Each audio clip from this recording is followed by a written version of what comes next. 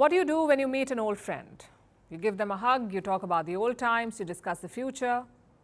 What is it that you do not do? Make them wait. But that's the story of the US and Israel right now. First, Joe Biden took forever to invite Netanyahu to America. When he finally did, Biden made him wait. This was in New York, on the sidelines of the United Nations General Assembly. Netanyahu was invited to Biden's Intercontinental Hotel. But once he arrived, he had to wait. Biden was around 30 minutes late.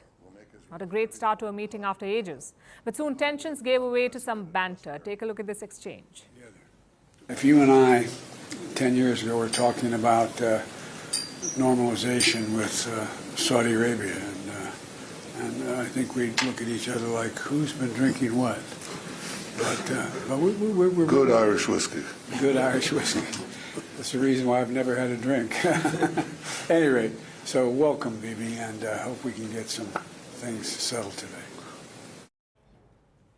America and Israel have what they call the most special bilateral relationship.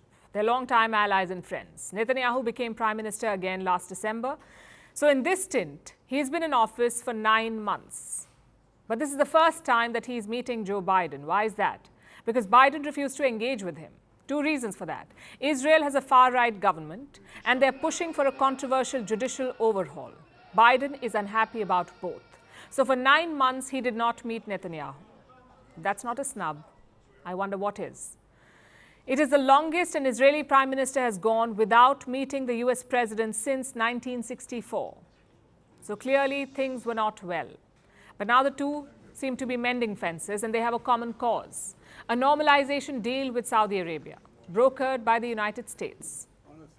I think that under your leadership, Mr. President, we can forge a historic peace between Israel and Saudi Arabia. And I think such a peace would go a long way, first, to advance the end of the Arab-Israeli conflict, achieve reconciliation between the Islamic world and the Jewish state, and advance a genuine peace between Israel and the Palestinians. This is something within our reach. In 2020, Israel normalized ties with 3 Arab states, the UAE, Bahrain, and Morocco. The Abraham Accords were a game changer. But normalizing ties with Saudi Arabia would be the deal of the century. It would change West Asia forever.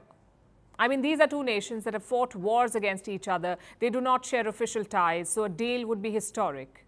And both sides sound optimistic about it. There were reports that you had suspended talks. No, that's not true. Not true. So you think, if you were to characterize it, are you close? Every day we get closer. It seems it's, for the first time, real one, serious. We're going to see how it goes. We will see how it goes. That's what the Saudi Crown Prince has to say. So deal looks viable, but conditions apply. Saudi Arabia wants 3 things in exchange. 1, a US defense pact. 2, a civilian nuclear program. And 3, resolving the Palestinian issue. Now, for Israel and the US, the first 2 should be relatively easy. The third, if not handled well, could be a deal breaker. There is approach from President Biden administration to get to that point.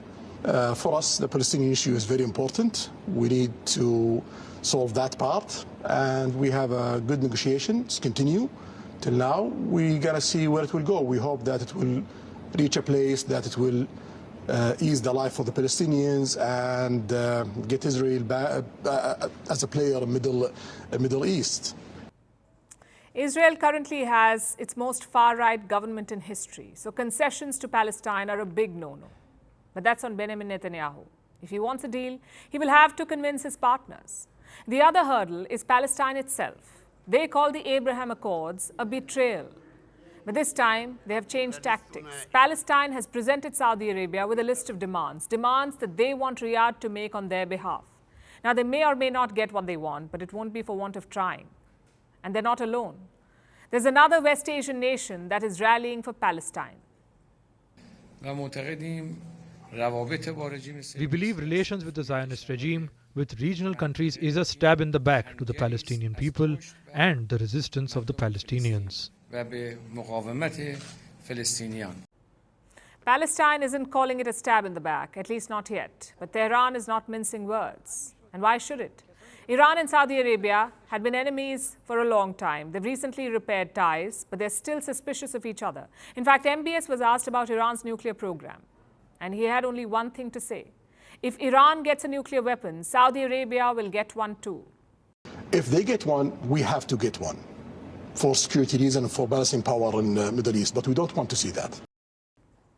Well, that's West Asia for you. The sands shift, foes turn into friends, and alliances change. As they say in politics, there are no permanent friends or enemies, only permanent interests.